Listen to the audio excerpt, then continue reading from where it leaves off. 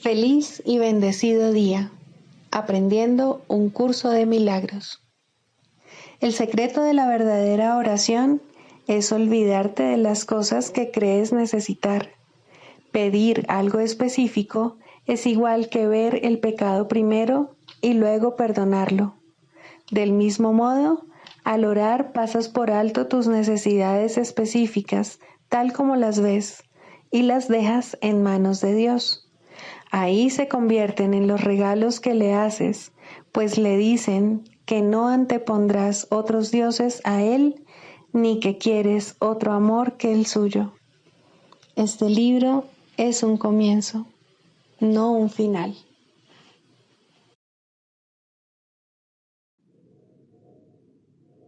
Del prefacio, que postula, párrafo 8. Las relaciones especiales que se establecen en el mundo son destructivas, egoístas e infantilmente egocéntricas. Mas, si se le entregan al Espíritu Santo, pueden convertirse en lo más sagrado de la tierra, en los milagros que señalan el camino de retorno al cielo. El mundo utiliza las relaciones especiales como el último recurso en favor de la exclusión y como una prueba de la realidad de la separación. El Espíritu Santo las transforma en perfectas lecciones de perdón y las utiliza como un medio para despertarnos del sueño. Cada una representa una oportunidad de sanar nuestras percepciones y de corregir nuestros errores. Cada una es una nueva oportunidad de perdonarnos a nosotros mismos, perdonando a otros. Y cada una viene a ser una invitación más al Espíritu Santo y al recuerdo de Dios.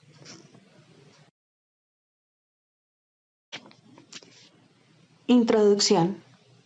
Este es un curso de milagros. Es un curso obligatorio. Solo el momento en que decides tomarlo es voluntario. Tener libre albedrío no quiere decir que tú mismo puedas establecer el plan de estudios.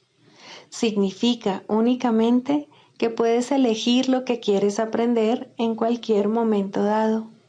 Este curso no pretende enseñar el significado del amor, pues eso está más allá de lo que se puede enseñar. Pretende, no obstante, despejar los obstáculos que impiden experimentar la presencia del amor, el cual es tu herencia natural. Lo opuesto al amor es el miedo, pero aquello que todo lo abarca no puede tener opuestos. Este curso puede, por lo tanto, resumirse muy simplemente de la siguiente manera. Nada real puede ser amenazado. Nada irreal existe. En esto radica la paz de Dios.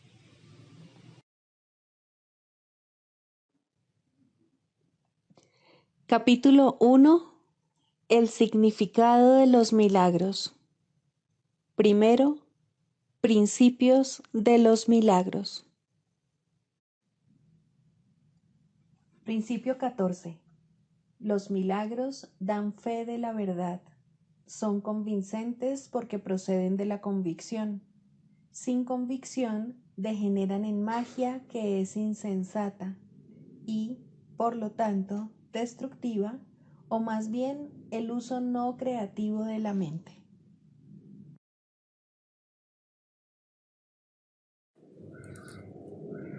Capítulo 2. La separación y la expiación. 6. Miedo y conflicto. Tener miedo parece ser algo involuntario y no estar bajo tu control. Mas he dicho ya que solo los actos constructivos deben ser involuntarios. Mi control puede hacerse cargo de todo lo que no es importante, mientras que, si así lo decides, mi asesoramiento puede dirigir todo lo que sí lo es. Yo no puedo controlar el miedo, pero éste puede ser autocontrolado. Tu miedo me impide darte mi control.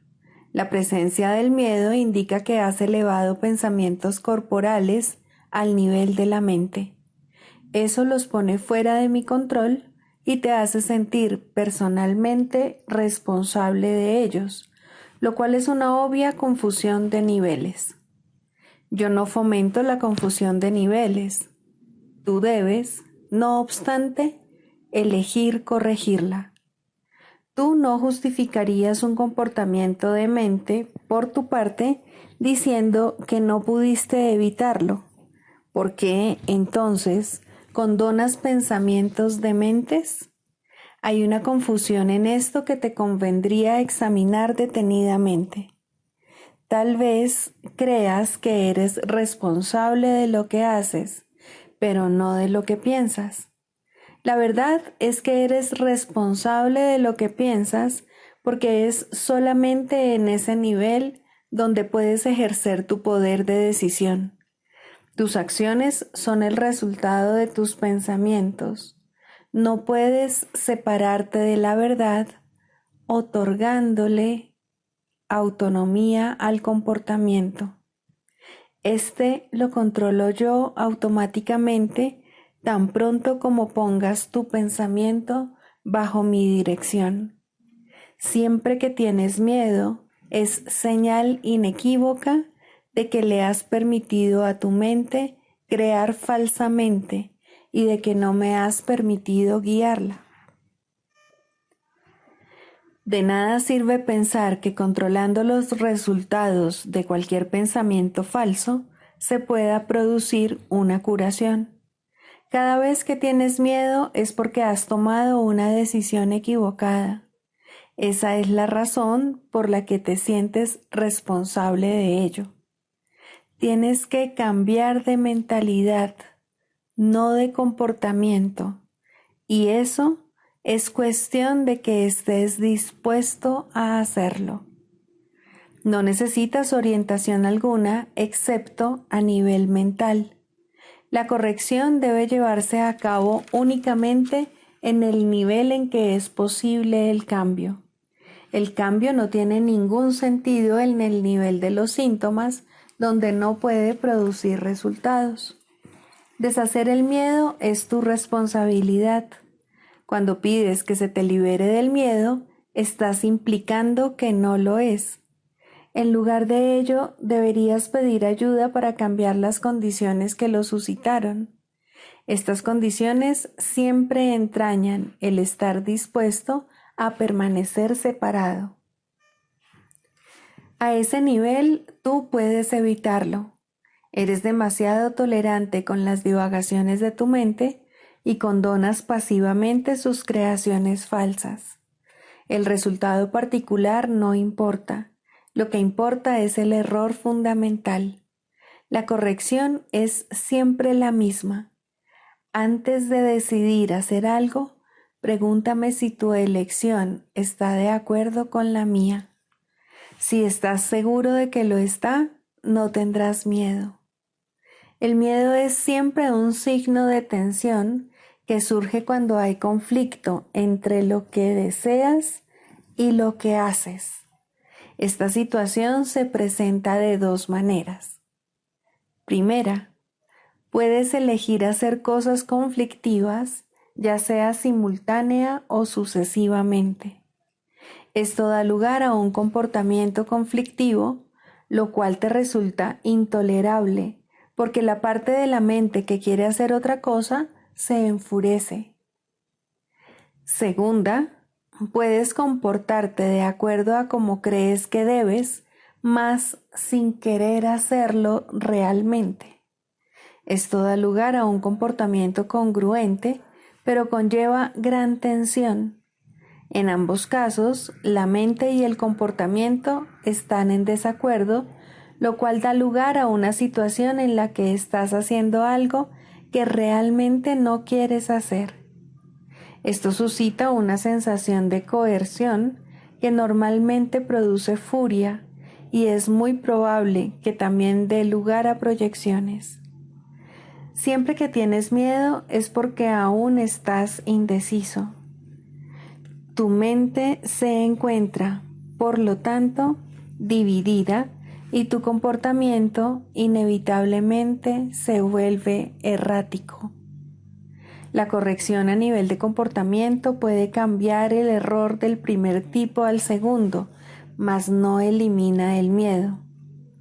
Es posible alcanzar un estado en el que dejas que yo guíe tu mente sin ningún esfuerzo consciente por tu parte, mas ello requiere un grado de buena voluntad que tú aún no posees.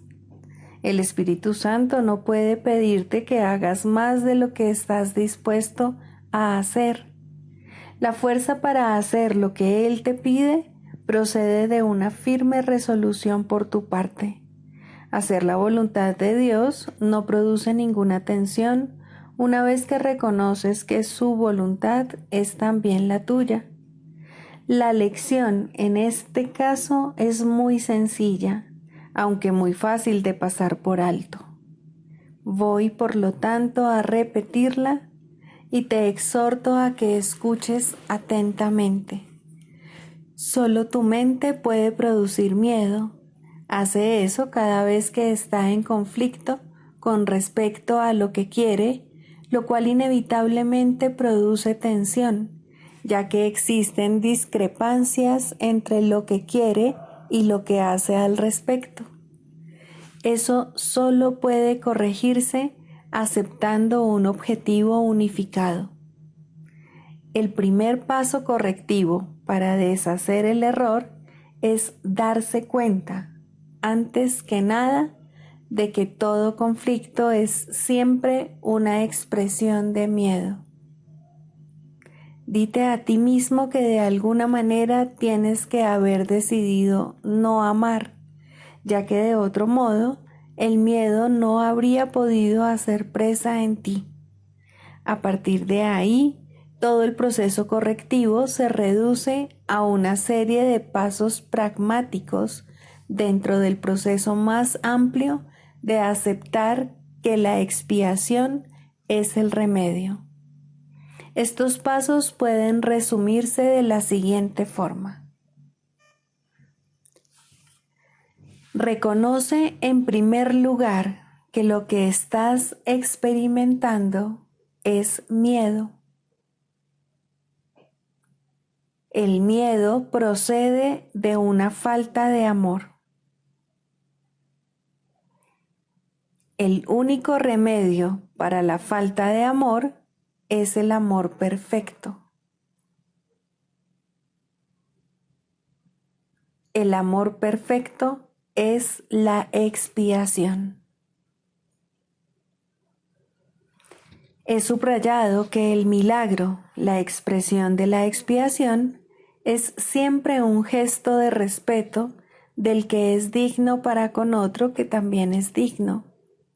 El reconocimiento de esa dignidad lo restablece la expiación. Resulta obvio, por lo tanto, que cuando tienes miedo, te has colocado a ti mismo en una posición en la que necesitas la expiación. Has actuado sin amor, al haber elegido sin amor. Esta es precisamente la situación para la que se instituyó la expiación. La necesidad del remedio inspiró su establecimiento. Mientras te limites a reconocer únicamente la necesidad del remedio, seguirás teniendo miedo. Sin embargo, tan pronto como aceptes el remedio, habrás deshecho el miedo. Así es como tiene lugar la verdadera curación. Todo el mundo experimenta miedo. Sin embargo, no se requeriría más que una pequeña dosis de recto pensar para que uno pudiese darse cuenta de por qué se produce. Son muy pocos los que aprecian el verdadero poder de la mente y nadie permanece totalmente consciente de él todo el tiempo. No obstante, si esperas librarte del miedo, hay algunas cosas que debes comprender y comprender plenamente. La mente es muy poderosa y jamás pierde su fuerza creativa. Nunca duerme, está creando continuamente. Es difícil reconocer la oleada de poder que resulta de la combinación de pensamiento y creencia, la cual puede literalmente mover montañas. A primera vista parece arrogante creer que posees tal poder, mas no es esa la verdadera razón de que no lo creas. Prefieres creer que tus pensamientos no pueden ejercer ninguna influencia real porque de hecho tienes miedo de ellos. Eso puede mitigar la conciencia de culpabilidad, pero a costa de percibir a la mente como impotente. Si crees que lo que piensas no tiene ningún efecto, puede que dejes de tenerle miedo, pero es bastante improbable que le tengas respeto. No hay pensamientos fútiles. Todo pensamiento produce forma en algún nivel.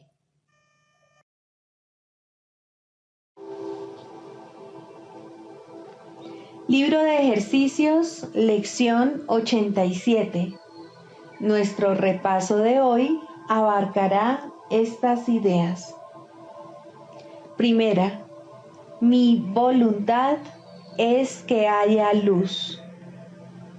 Hoy haré uso del poder de mi voluntad. No es mi voluntad andar a tientas en la oscuridad, temeroso de las sombras y amedrentado por cosas invisibles e irreales. La luz será mi guía hoy. La seguiré a donde me lleve y contemplaré únicamente lo que me muestre.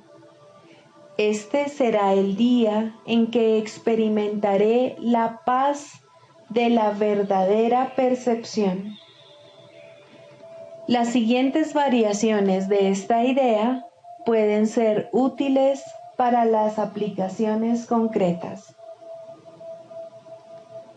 Esto no puede ocultar la luz que es mi voluntad ver.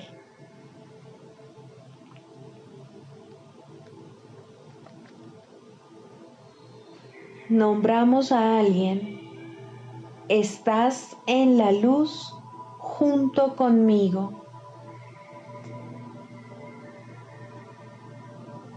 En la luz esto se verá de otra manera. Segunda, no hay más voluntad que la de Dios. Estoy a salvo hoy porque no hay más voluntad que la de Dios. Siento miedo solo cuando creo que hay otra voluntad. Trato de atacar únicamente cuando tengo miedo. Y solo cuando trato de atacar, puedo creer que mi eterna seguridad se ve amenazada. Hoy reconoceré que nada de esto ha ocurrido. Estoy a salvo porque no hay más voluntad que la de Dios. Las siguientes son algunas variaciones de la idea que pueden ser útiles para las aplicaciones concretas. Permítaseme percibir esto en conformidad con la voluntad de Dios. La voluntad de Dios, así como la mía, es que tú, nombramos a la persona, seas su hijo. Esto es parte de lo que la voluntad de Dios ha dispuesto para mí, independientemente de cómo yo lo vea.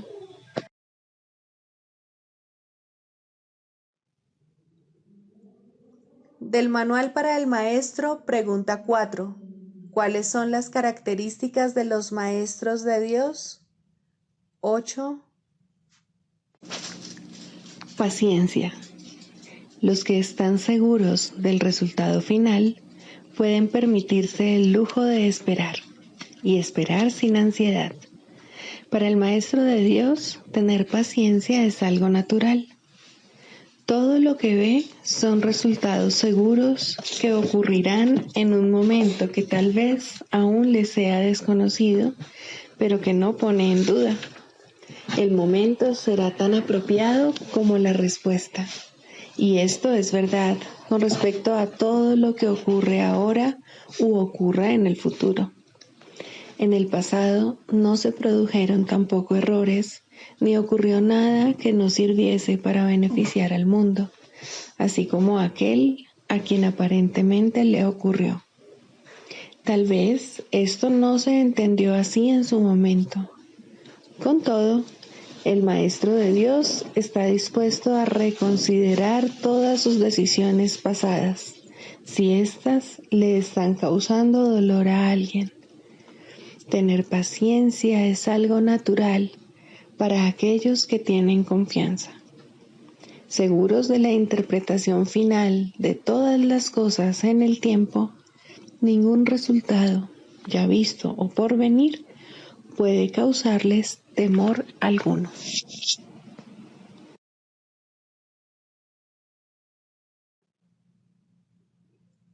Manual para el Maestro, pregunta 28. ¿Qué es la resurrección? La resurrección, dicho llanamente, es la superación de la muerte o el triunfo sobre ella. Es un redespertar o renacimiento, un cambio de parecer con respecto al significado del mundo. Es la aceptación de la interpretación del Espíritu Santo con respecto al propósito del mundo, la aceptación de la expiación en uno mismo. Es el fin de los sueños de aflicción y la jubilosa conciencia del sueño final del Espíritu Santo. Es el reconocimiento de los dones de Dios. Es el sueño en el que el cuerpo opera perfectamente al no tener otra función que la de ser un medio de comunicación. Es la lección con la que concluye el aprendizaje, pues con ella se consuma y se trasciende. Es la invitación a que Dios dé el paso final. Es el abandono de cualquier otro propósito, cualquier otro interés, cualquier otro deseo o cualquier otro empeño. Es el deseo único de estar con el Padre que tiene su Hijo. La resurrección, al ser la afirmación de la vida, es la negación de la muerte.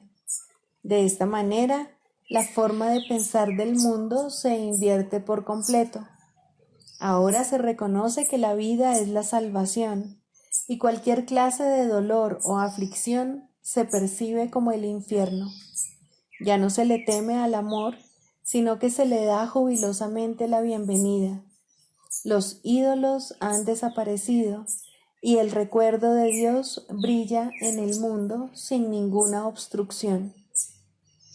Se ve la faz de Cristo en toda cosa viviente y no se mantiene nada en la oscuridad, excluido de la luz del perdón. Ya no quedan pesares sobre la tierra, el júbilo del cielo ha descendido sobre ella. Ahí termina el programa de estudios. De ahí en adelante no habrá necesidad de más instrucciones. La visión ha sido totalmente corregida y todos los errores han sido deshechos. El ataque no tiene sentido y la paz ha llegado. Se ha alcanzado la meta del programa de estudios. Los pensamientos se dirigen hacia el cielo y se apartan del infierno. Todo anhelo queda satisfecho, pues, ¿qué queda ahora que no tenga respuesta o que esté incompleto? La última ilusión se extiende sobre el mundo, perdonándolo todo y sustituyendo todo ataque. Se ha logrado la inversión total. No queda nada que contradiga la palabra de Dios. No hay nada que se oponga a la verdad. Y ahora, por fin, la verdad puede llegar. Cuán pronto vendrá cuando se le invite a entrar y a envolver semejante mundo. Todos los corazones palpitantes se encuentran tranquilos y llenos de gran expectación, porque la hora de lo eterno está por llegar. La muerte no existe, el Hijo de Dios es libre, y en su libertad radica el fin del miedo. Ya no quedan en la tierra lugares ocultos que puedan dar refugio a ilusiones enfermizas, a sueños de temor o a percepciones falsas del universo. Todas las cosas se ven en la luz, y en la luz se transforma y se comprende su propósito. Y nosotros, los hijos de Dios, nos levantamos del polvo y contemplamos nuestra perfecta impecabilidad. El canto del cielo se escucha por todo el mundo a medida que éste es elevado y conducido a la verdad. Ahora no hay distinciones, las diferencias han desaparecido y el amor se contempla a sí mismo. ¿Qué necesidad hay ahora de otro panorama? ¿Queda algo que la visión pueda llevar a cabo? Ya hemos visto la faz de Cristo, su impecabilidad y su amor tras toda forma y más allá de todo propósito. Somos santos porque su santidad en verdad nos ha liberado y aceptamos su santidad como nuestra, como en efecto lo es, y seremos eternamente tal como Dios nos creó, y lo único que deseamos es que su voluntad sea la nuestra. Las fantasías de otra voluntad separada desaparecen, pues hemos encontrado unidad de propósito. Estas son las cosas que nos aguardan a todos, pero aún no estamos listos para darles la bienvenida jubilosamente. Mientras quede una sola mente poseída por sueños de maldad, el pensamiento del infierno será real. Los maestros de Dios tienen como meta despertar las mentes de aquellos que duermen y ver la visión de la faz de Cristo, ocupar el lugar de lo que ellas sueñan. El pensamiento de asesinato es reemplazado por bendiciones. Se abandonan los juicios y se le entregan a aquel cuya función es juzgar. Y en su juicio final se restaura la verdad del Santo Hijo de Dios. Él ha sido redimido, pues ha escuchado la palabra de Dios y ha comprendido su significado. Es libre porque ha permitido que la voz de Dios proclame la verdad.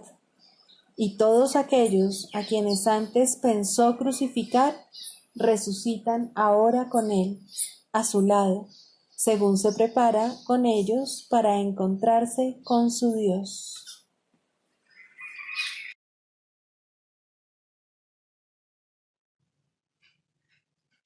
Clarificación de términos.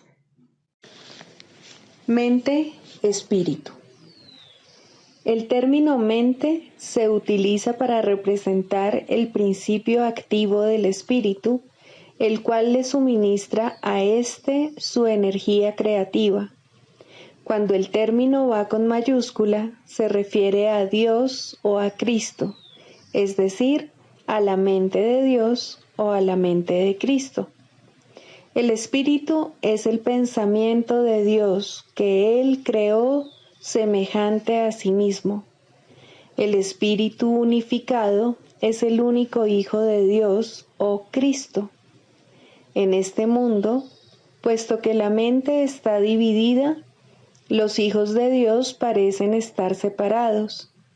Sus mentes, asimismo, no parecen estar unidas, En ese estado ilusorio, el concepto de una mente individual parece tener sentido. En el curso, por lo tanto, se describe a la mente como si consistiera de dos partes, el espíritu y el ego. El espíritu es la parte que aún se mantiene en contacto con Dios a través del Espíritu Santo, quien, aunque mora en esa parte, también ve la otra. No se usa el término alma, excepto en citas directas de la Biblia, por ser un término sumamente polémico. En cualquier caso, sería un equivalente de espíritu, entendiéndose que, al formar parte del ámbito de Dios, es eterna y nunca nació. La otra parte de la mente es completamente ilusoria y solo teje ilusiones. El espíritu conserva su potencial creativo, pero su voluntad, que es la de Dios, parecerá estar cautiva mientras la mente no esté unificada.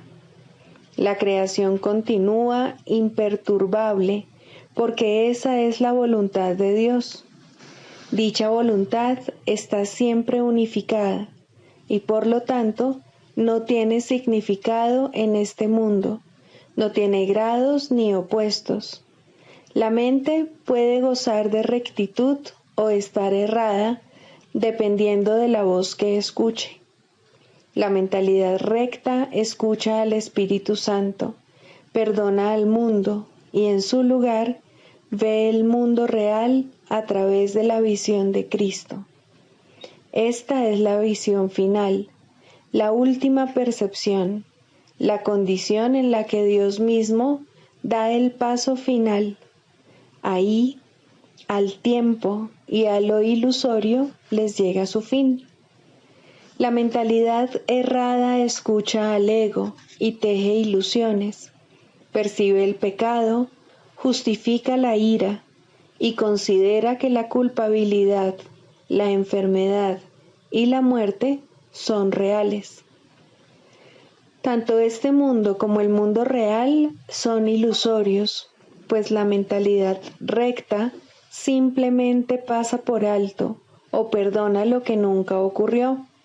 Por lo tanto, la mentalidad recta no es la mentalidad uno de la mente de Cristo, cuya voluntad es una con la de Dios. La única libertad que aún nos queda en este mundo es la libertad de elegir, y la elección es siempre entre dos alternativas o dos voces.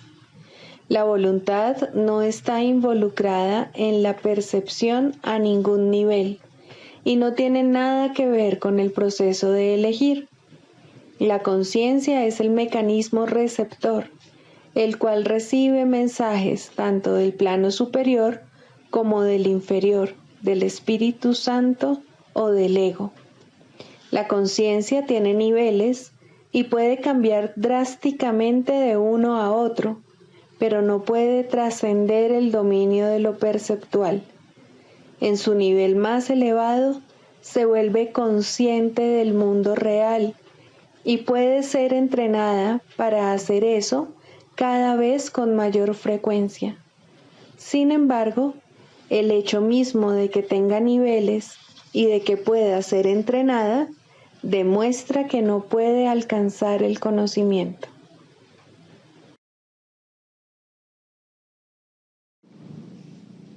El proceso de la psicoterapia. Quinto, el proceso de curación. Aun cuando la verdad es simple, de todas maneras es necesario enseñarla a aquellos que han perdido el rumbo en interminables laberintos de complejidad. Esta es la gran ilusión. En su estela surge inevitablemente la creencia de que para estar a salvo uno debe controlar lo desconocido. Esta extraña creencia depende de ciertas pautas que nunca llegan hasta la conciencia. En primer lugar, se produce debido a la creencia de que existen fuerzas que se deben vencer para que uno pueda incluso estar vivo. y luego parece como si estas fuerzas solo se pudiesen mantener a raya mediante un inflado sentido de uno mismo que mantenga oculto lo que realmente se siente y busque elevar las ilusiones a la luz. Recordemos que los que acuden a nosotros en busca de ayuda están severamente atemorizados. Lo que creen que los ayudará les hará daño. Lo que creen que les hará daño es lo único que los puede ayudar.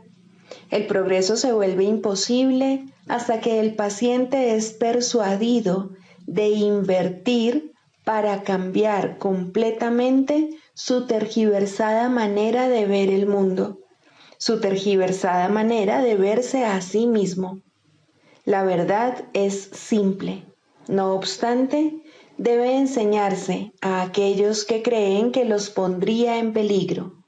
Debe enseñarse a aquellos que atacan cuando se sienten amenazados y a aquellos que, por encima de todo, necesitan la lección de la indefensión para mostrarles lo que es la fortaleza. Si este mundo fuera ideal, tal vez podría haber una terapia ideal. En un estado ideal, no obstante, la terapia no tendría ningún propósito. Hablamos de una enseñanza ideal en un mundo en el que el maestro perfecto no podría permanecer por mucho tiempo, y el perfecto psicoterapeuta es tan solo el tenue destello de un pensamiento aún no concebido. De todas maneras, hablamos de lo que se puede hacer para ayudar al demente dentro de los límites de lo posible. Mientras estén enfermos, se les puede y se les debe ayudar. No se le pide más que eso a la psicoterapia, ni es digno del terapeuta dar menos de todo lo que tiene para dar, pues Dios mismo le ofrece su hermano como su salvador del mundo. La curación es santa. No hay nada más santo en este mundo que ayudar a alguien que pide ayuda. Este intento, aunque sea limitado, aunque carezca de sinceridad, lleva a ambos muy cerca de Dios. Donde dos se unen para efectos de la curación, allí está Dios, y Él ha garantizado que en verdad los escuchará y les responderá. Pueden estar seguros de que la curación es un proceso que Él dirige, porque se rige de acuerdo con su voluntad.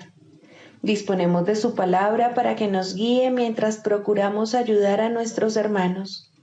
No olvidemos que por nosotros mismos no podemos hacer nada y apoyémonos en una fuerza que está más allá de nuestro limitado alcance con respecto a qué debemos enseñar y a qué debemos aprender. Un hermano que busca ayuda puede brindarnos regalos que exceden en mucho lo más elevado que se pueda percibir en sueño alguno. Nos ofrece la salvación, pues viene a nosotros como Cristo y Salvador. Lo que pide lo está pidiendo Dios a través suyo, y lo que hacemos por Él se convierte en el regalo que le hacemos a Dios. La sagrada petición de ayuda del Santo Hijo de Dios en su percibido infortunio, el Padre no puede dejar de contestarla. Él necesita, no obstante, una voz a través de la cual pronunciar su santa palabra, una mano con la cual alcanzar a su Hijo y tocar su corazón. En semejante proceso, ¿quién no se curaría? Esta interacción santa es el plan de Dios mismo, por medio del cual su Hijo es salvado. Pues dos se han unido, y ahora Dios cumple sus promesas. Los límites impuestos tanto por el paciente como por el terapeuta ya no cuentan, pues la curación ha comenzado. Lo que ellos deben comenzar, su Padre lo completará, pues Él nunca ha pedido otra cosa que la más mínima muestra de buena voluntad, el más pequeño de los avances y el más leve susurro de su nombre. Pedir ayuda en la forma que sea es apelar a Él, y Él enviará su respuesta a través del terapeuta que mejor pueda servir a su hijo en su actual necesidad. Tal vez la respuesta no parezca ser un regalo del cielo. Puede incluso parecer un empeoramiento en lugar de una ayuda. No obstante, no seamos nosotros quienes juzguemos el resultado. En alguna parte, todos los dones de Dios serán recibidos. En el tiempo, ningún esfuerzo puede ser en vano. No se nos pide que seamos perfectos cuando intentamos curar. Ya nos hemos engañado si creemos que hay necesidad de curación, y la verdad nos llegará solo a través de alguien que parece compartir nuestro sueño de enfermedad. Ayudémosle a perdonarse a sí mismo por todas las transgresiones por las cuales se condenaría a sí mismo sin causa alguna. Su curación es la nuestra, y según veamos su impecabilidad brillar a través del velo de culpa que cubre al Hijo de Dios, contemplaremos en él la faz de Cristo y comprenderemos que no es sino la nuestra. Permanezcamos en silencio ante la voluntad de Dios y hagamos lo que ésta ha dispuesto que debemos hacer. Solo hay una manera de llegar allí donde dieron comienzo todos los sueños, y es ahí donde los dejaremos para marcharnos en paz para siempre. Si oyes la petición de ayuda de un hermano, respóndele. Será a Dios a quien respondes, pues lo invocaste. No hay otra manera de oír su voz, no hay otra manera de buscar a su Hijo. No hay otra manera de encontrar tu propio ser. La curación es santa, ya que el Hijo de Dios retorna al cielo a través de su tierno abrazo. Pues la curación le dice, a través de la voz que habla por Dios, que todos sus pecados le han sido perdonados.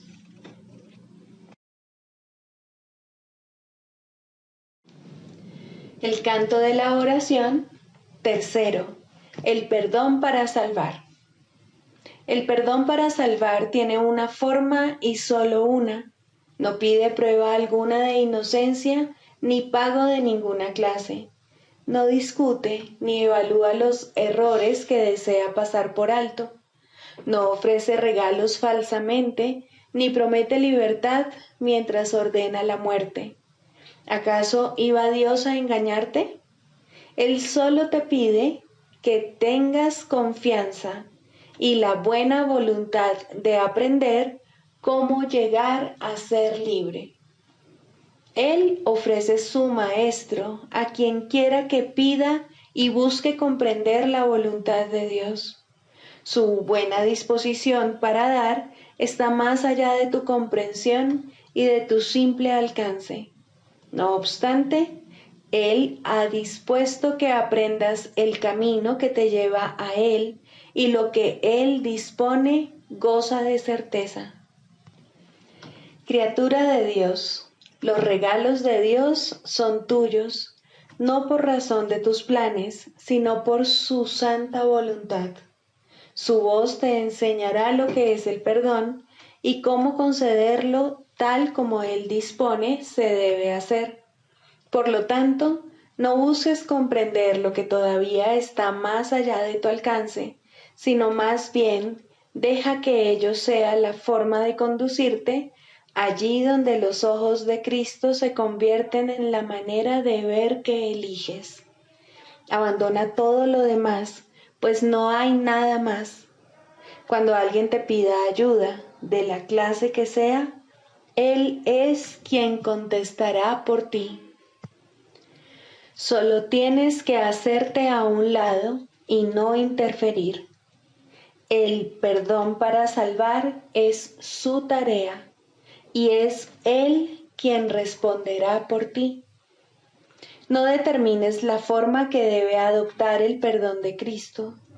Él sabe la manera de convertir cada llamada en una ayuda para ti, conforme te apresuras a llegar, por fin, a casa de tu Padre. Ahora Él puede hacer que tu paso sea firme y tus palabras sinceras, no con tu propia sinceridad, sino con la suya. Deja que Él se haga cargo de cómo vas a perdonar, y así cada ocasión será para ti un paso más en dirección al cielo y a la paz. ¿No estás cansado del cautiverio? Dios no eligió esta amarga senda para ti. Lo que has elegido todavía puede deshacerse, pues la oración es misericordiosa y Dios es justo. La suya es una justicia que Él puede entender, pero tú aún no puedes. De todos modos, Él te dará los medios para que aprendas de Él y llegues por fin a entender que la condenación no es real y que fabrica ilusiones en su propio malvado nombre. Sin embargo, la forma que los sueños parecen adoptar es irrelevante. Las ilusiones no son ciertas. Solo la voluntad de Dios es verdad y tú eres uno con Él en voluntad y propósito. Aquí terminan todos los sueños. ¿Qué debo hacer por tu Santo Hijo? Debe ser lo único que preguntes siempre que se requiera tu ayuda y se busque el perdón.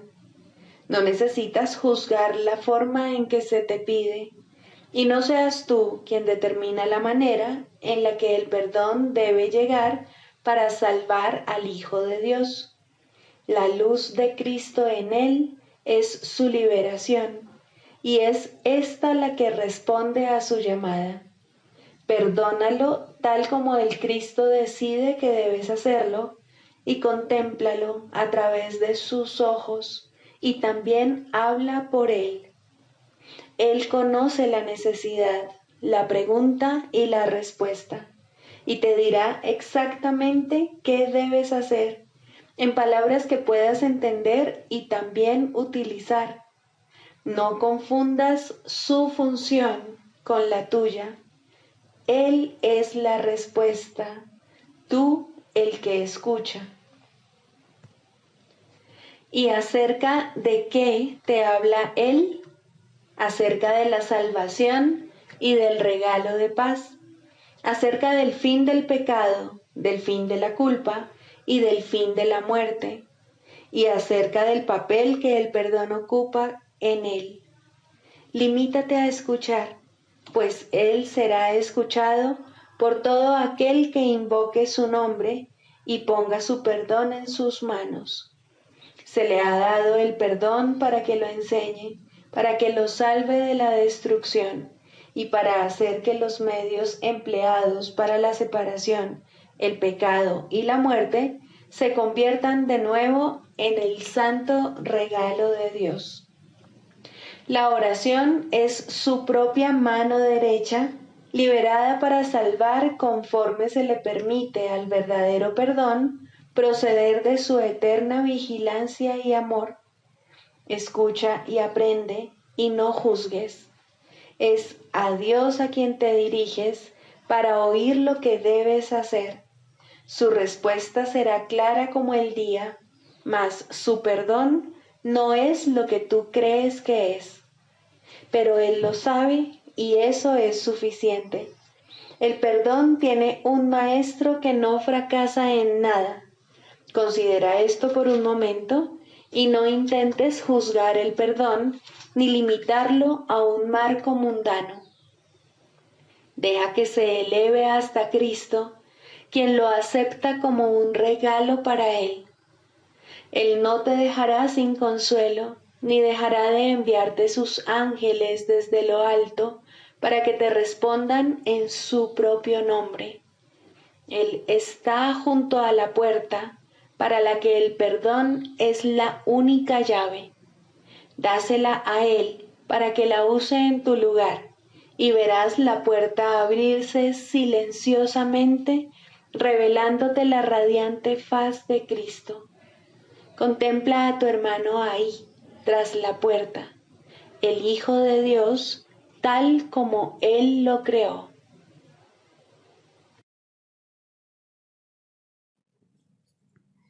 Sigamos a Jesús haciendo del perdón algo tan natural como respirar y algo tan vital como el aire. Amén.